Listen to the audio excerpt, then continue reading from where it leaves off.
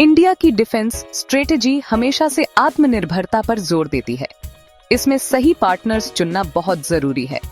Russia दशकों से हमारा भरोसेमंद डिफेंस पार्टनर रहा है। इस पार्टनरशिप के कई फायदे हुए हैं, जैसे कि S-400 Triumph air defence system. S-400 ने मई 2025 की घटना में अपनी ताकत दिखाई। इसने पाकिस्तानी ड्रोन और मिसाइलों को कामयाबी से बेअसर किया। इससे सिस्टम की क्षमता और विश्वसनीयता साबित हुई। इसने इंडिया रशिया डिफेंस पार्टनरशिप की मजबूती भी दिखाई। अब रशिया ने इंडिया को नेक्स्ट जनरेशन S-500 ऑफर किया है।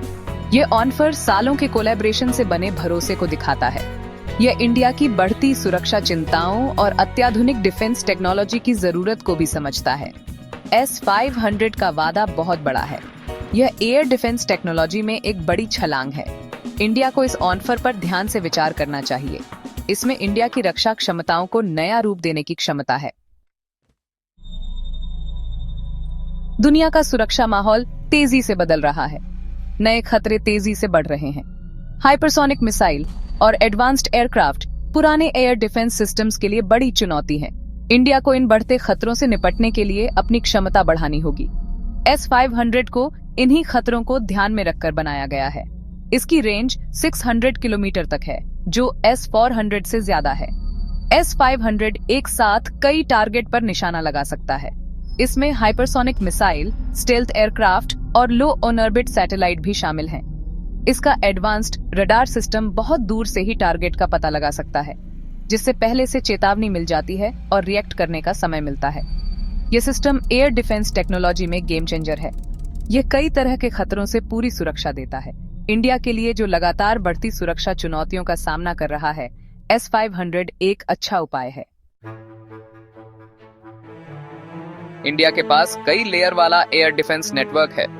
इसमें आकाश मिसाइल सिस्टम और अमेरिकन तिहाद जैसे सिस्टम शामिल हैं। लेकिन S-500 की क्षमता कई मामलों में इन सिस्टम से बेहतर है।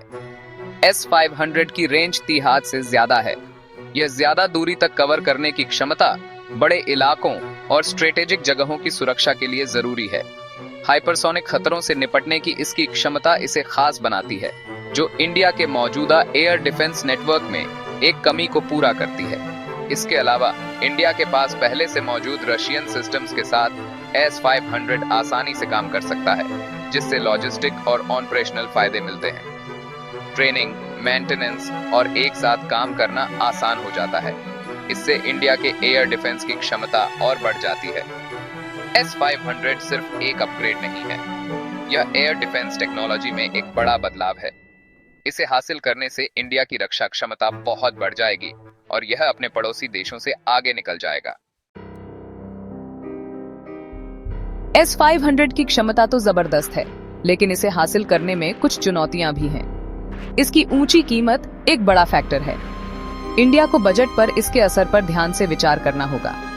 अमेरिका से प्रतिबंधों का खतरा भी है।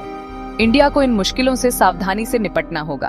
अपनी सुरक्षा जरूरतों और स्ट्रेटेजिक आजादी के बीच संतुलन बनाना जरूरी है। इसके अलावा रशिया के पिछले देरी के रिकॉर्ड को देखते हुए डिलीवरी टाइमलाइन पर शक होना स्वाभाविक है। इन चिंताओं को दूर करने के लिए स्पष्ट प्रतिबद्धता और गारंटी जरूरी है। इन चुनौतियों के बावजूद इंडिया के लिए S-500 का महत्व बहुत ज्यादा है। खुली बातचीत, सावधानीपूर्वक बातचीत और सही तरीके से काम करके इन चुनौतियों से निपटा जा सकता है। इस गेम चेंजिंग सिस्टम को हासिल करने के फायदे इसके खतरों से कहीं ज्यादा हैं।